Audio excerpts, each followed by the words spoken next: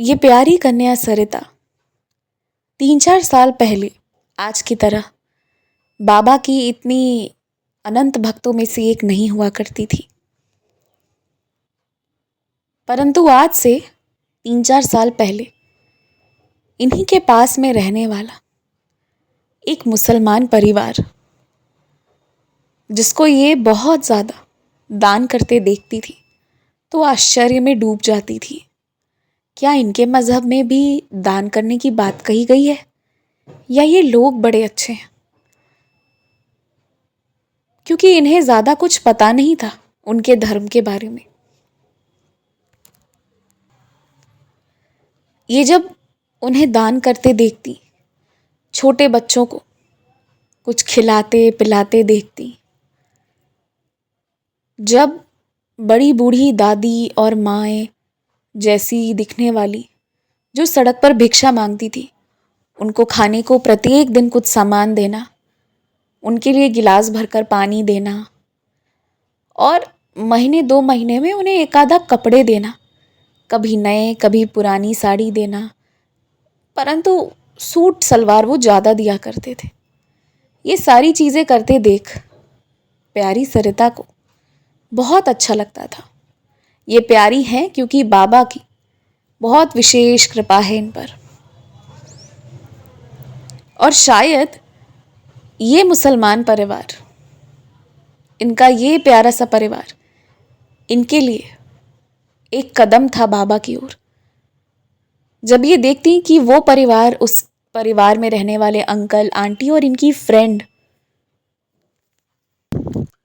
ये सारे लोग प्रत्येक दिन इस तरह किसी को कुछ ऐसे देकर सबके चेहरे पर मुस्कान और सबकी आंखों में खुशी के आंसू दे रहे हैं, तो ये देखकर इन्हें बड़ा सुकून मिलता और इन्हें लगता कि मैं भी ये काम करूं। पहले जो लोग इनसे भी पैसे मांगने आ जाया करते थे, जिन्हें ये धत तेरी के हटो, दूर हटो, जाओ काकी, मेरे पास कुछ नहीं है, या छोटे बच्चे आते तो कहती बस फिर शुरू मत हो जाना, हटो अलग, चलो हटो अलग। अब तो ये लोग आया ही नहीं करते थे इनके पास, तो अब ये क्या ही कहती उनसे। अब तो सारे लोग बस वहां जाया करते और उस घर से तृप्त होकर वापस अपने घर को चल लिया करते। ये सब देखकर इन्हें ये लगता कि ये भी ऐसा कुछ करना चाहती है। तो फिर इन्होंने सोचा कोई बात नहीं, मैं अपनी फ्रेंड से बात करती हूँ जो सामने उस फैमिली की है। और इस तरह इन्होंने अपनी मित्र कायनात से बात करी और बोला कि क्या मैं भी तुम लोगों के साथ मिलकर ये काम करूं? तो वो बहुत खुश हो गई और प्रत्येक दिन जब इस तरह कोई भी आता तो ये उनके घर चली जाती। लेकिन अब दिक्कत ये थी ना कि वहाँ पर सारा खाना बना हुआ होता, इन्हें तो बस परोसने को कह दिया जाता, या सारे कपड़े रखे होते, इन्हें बस उन्हें पहनाने को, मतलब उनको देने के लिए कहा जाता। तो इनका क्या योगदान? प्यारी सरिता को यही लगता था कि इसमें मेरा क्या योगदान है, मैं इसमें कहाँ हूँ।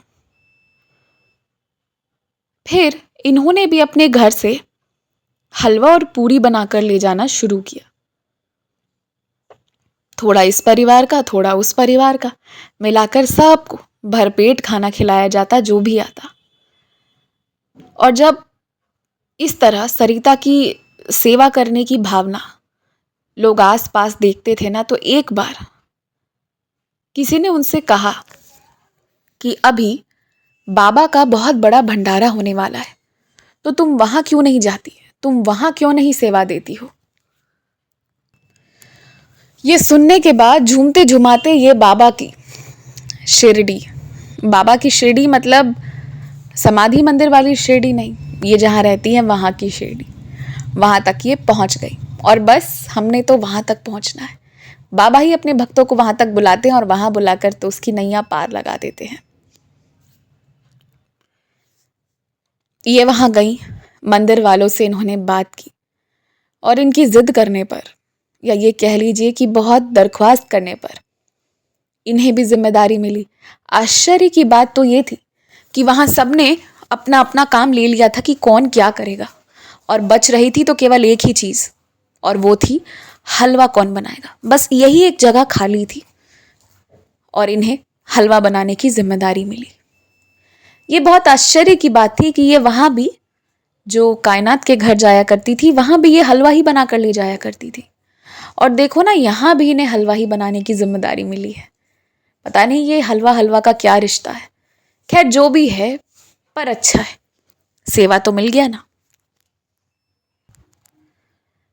इसके बाद ये बाबा के मंदिर भी जा लिया करती थी। इन्हें बहुत अच्छा लगता था और इन्हें ये भी महसूस होने लगा कि मुझे पहले ही आ जाया करना था।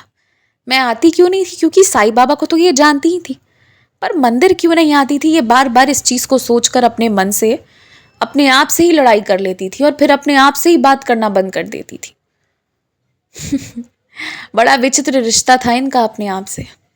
खुद पर ही गुस्सा हो जाती थी कि मैं क्यों नहीं आई पहले, क्योंकि बाबा के मंदिर आकर इन्हें इतना अच्छा लगता ना कि इन्हें वापस घर जाने की इच्छा ही नहीं होती थी। बाबा के मंदिर आना, उनकी आरती करना, ये सब इन्हें बहुत सुख प्रदान करता था। खैर जब ये समय बीता और देखते देखते भंडारा वाला दिन आ गया, जिस दिन ये बैठकर हलवा बना रही थी। इन्होंने जब हलवा बनाना शुरू किया तब वहाँ पर चीनी के बहुत सारे पैकेट रखे हुए थे और इन्होंने कुछ पैकेट्स डाल भी दिए थे। ये बीच में उठकर कहीं गई थी थोड़ा, फिर वापस जब हाथ वाथ धोकर ये वापस आई तो ये देखती हैं कि उसमें से चीनी के कुछ पैकेट्स कम हैं। तो पास में सबने बोला कि ये जो पैकेट है ना, वो कुछ और बनाने के लिए वो उधर ले गए हैं। अब ऐसा पहली बार हुआ कि इनकी ये इक्वेशन बहुत गड़बड़ सी हो गई। इन्हें लगा पता नहीं अब बिना मीठा हलवा बन जाए, कैसा बने। और अब इन्हें ये भी याद नहीं आ रहा था कि चीनी इन्होंने बराबर ठीक से डाला है या नहीं। बहुत दिक्कत में ये आ गई कि अब मैं क्या करूं। अगर ख़राब बना दिया तो मंदिर वाले दोबारा कभी भी मुझे ये मौका नहीं देंगे। इनको परेशान देखकर आसपास के भैया लोगों ने समझाया, कोई बात नहीं, आप बनाओ, बाबा का है, कुछ भी खराब नहीं बनेगा, ये प्रसाद है, ये निश्चित बहुत अच्छा बनेगा। पर इनके मन में एकदम से ना वो बात बैठ गई। इनको सब लोगों ने समझाया और फिर ये खाना वाना बनाना शुरू किया। इन्होंने अपना पूरा हलवा बना लिया। हलवा बना लेने के बाद ना, क्योंकि ये बहुत परेशान थी, तो एक भैया जो थे, जो इन्हें बार बार संतावना दे रहे थे, वही आए और उन्होंने बोला, एक काम करो, मुझे चुपचाप थोड़ा सा हलवा चखा दो। थोड़ा सा हलवा मैं चख लूँगा तो मैं बता दूंगा इसमें चीनी कम है या ज़्यादा है, फिर उस हिसाब से तुम चीनी डाल देना। इन्होंने भी नहीं सोचा कि प्रसाद जूठा नहीं करते, जूठा प्रसाद किसी को नहीं खिलाते। पहले बाबा को प्रसाद चढ़ेगा, बाद में लोगों को मिलेगा। इन्होंने कुछ सोचे बगैर उनको थोड़ा सा हलवा दे दिया। उन्होंने खाया और बोला, ये बहुत स्वादिष्ट बना है, इसमें मीठा जितना चाहिए उतना है, एकदम ठीक बना है। और भैया ने बोला कि इसीलिए लगता है तुम्हें हलवा बनाने की जिम्मेदारी मिली है, क्योंकि तुम हमेशा से ना स्वादिष्ट हलवा बनाती आई हो। और ये एकदम खुश हो गई। उसके बाद भंडारा हुआ। भंडारा होने के बाद अगली सुबह इन्होंने सोचा नहीं था, पर पंडित जी ने बुलाकर इनकी डांट लगाई और इनको कहा कि बाबा उन्हें बताकर गए हैं कि इन्होंने जूठा हलवा सभी लोगों को खिलाया है, भोग लगे बिना पहले कि इन्होंने उन स्टाफ से वो चीज़ चखवाई है।